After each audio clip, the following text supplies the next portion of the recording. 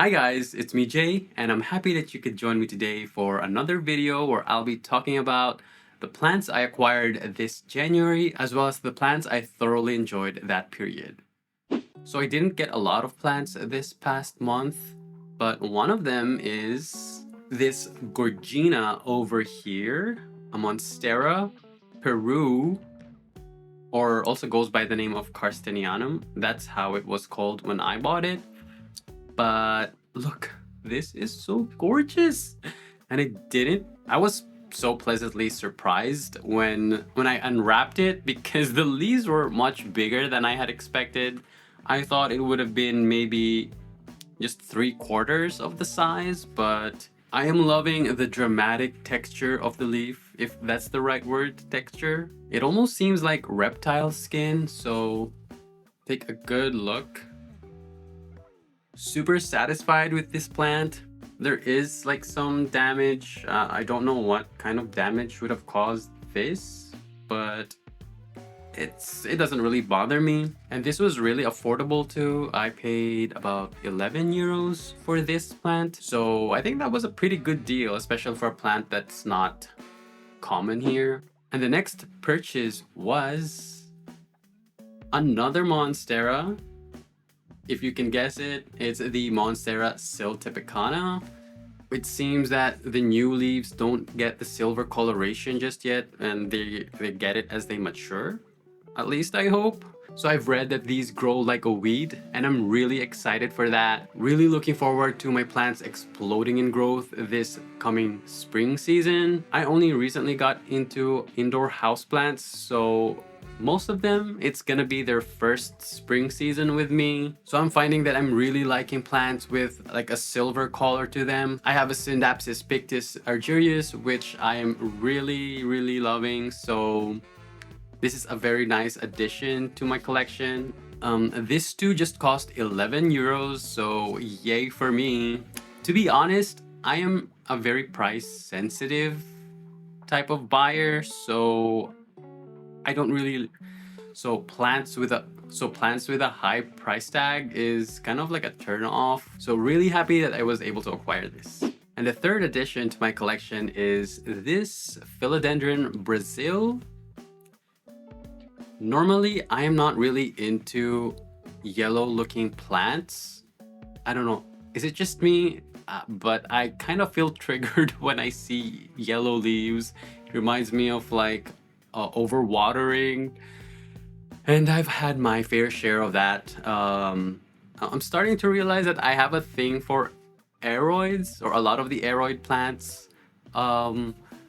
Probably because I'm really into the climbing or trailing plant aesthetic. So yeah, it was kind of like a no-brainer for me to get the Philodendron Brazil. And to be honest, if I'm being completely honest, I also partly bought this because my Philodendron micans, which is the second philodendron I've ever gotten, is on life support right now. It got overwatered, sad to say. But yeah, trying to save it right now, but you know, if it doesn't make it, then at least I have another one here. But yeah, I'm really excited for this to grow as well. Looks like it's been doing well so far. No signs of any deterioration, which makes sense because from what I gather, it's one of the easier philodendrons to keep. So yeah. And speaking of philodendrons, my latest purchase is another philodendron, which I just got last week. It is the Philodendron gloriosum.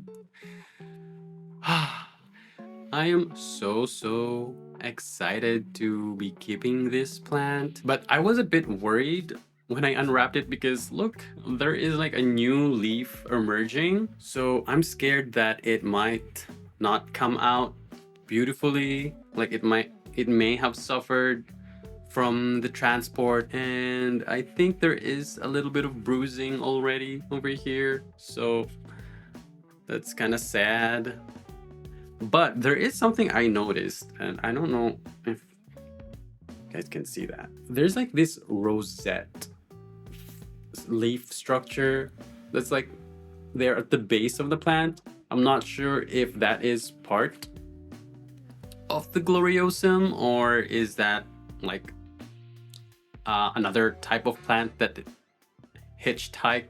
If anybody knows what that is, please let me know. This also wasn't expensive. It was just 12 bucks. So those were my plant purchases of January, and let's head to the plants I thoroughly enjoyed and were my favorites of that month. The first one is this, surprise, surprise, philodendron Birkin, which has just been growing non-stop for me. I got this like about, when did I get this? Late September of last year. It did get a whitefly infestation, but it was thanks to my polka dot plant, because that was like a pest magnet for a while. I mean, some of my plants did suffer damage. I don't know if you can see the brown spots on it where the whiteflies were feasting on. I really like how the new leaves come out white or creamy colored at least, and then it gets more green as it matures. Like this leaf actually came out almost entirely white. There was just so little green just at the very tip, and I thought this plant was gonna die, or the leaf was gonna die, not the plant. Let's not be dramatic.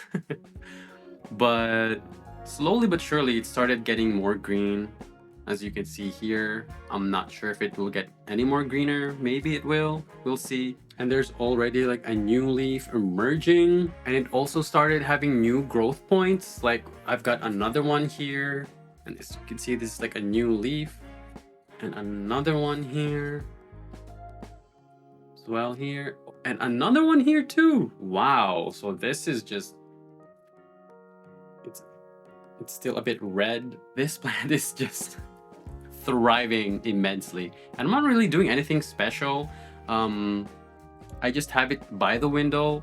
I also noticed like the big leaves, well, at least these big 4 leaves here like to move a lot. Like they like to chase the sun, I guess, even though I don't get direct sunlight here. So I just rotate this every week just to make sure, you know, the leaves are not like bending severely on one side. So other than that, super enjoying this plant a lot. So Birkins, y'all. And the next plant that I have been enjoying a lot is this Sansevieria trifasciata. It's too big. I have had this for many years now, and for the longest time it was in this pot with no drainage hole. So I think that really affected the plant. And just this past summer, I decided to completely just move it into full water. That is when it started to grow new leaves. Very undemanding plant. I don't really do much other than change the water once a week so that it doesn't, you know, get stagnant, overly stagnant. The roots are still very, very minimal, but if the plant is thriving, so why should I be concerned, right? Do you guys like Sansevierias? I know some people don't like Sansevierias because they just look like that. I don't know what's the best way to describe it. I'm not sure if this is a certain cultivar or whatnot, but I just know that this is a trifasciata, at least I hope. But I really like that it has these like yellow edges and like light green patches along the leaf. Yeah, and this is like the tall variety. Like if you want something short, there are so many Sansevierias out there, and I definitely wanna try more, especially since they are low light tolerant. So yes, I would recommend Sansevierias, or Dracaenas as they are called now from what I hear. And my next favorite is the staghorn fern. I have really been enjoying this a lot because, one, most of my other ferns are just not doing so well, just hanging on for dear life this winter. But this one has been so robust, has not given me any issues whatsoever, and it has grown. Like about a month ago, I got this like late October, and for the longest time I have not seen it do anything at all. And about last month, I wasn't sure if it has grown or what, but now I'm definitely convinced that it has grown. I feel like these leaves have gotten bigger and longer. I think this is gonna grow a lot this coming growing season, so definitely gonna need a pot upgrade this spring. Super happy with that. So which plants have you guys been enjoying lately? I'm really curious to know, especially since it's like winter. So thank you for watching, guys, and I'll see you down in the comments. Till next time.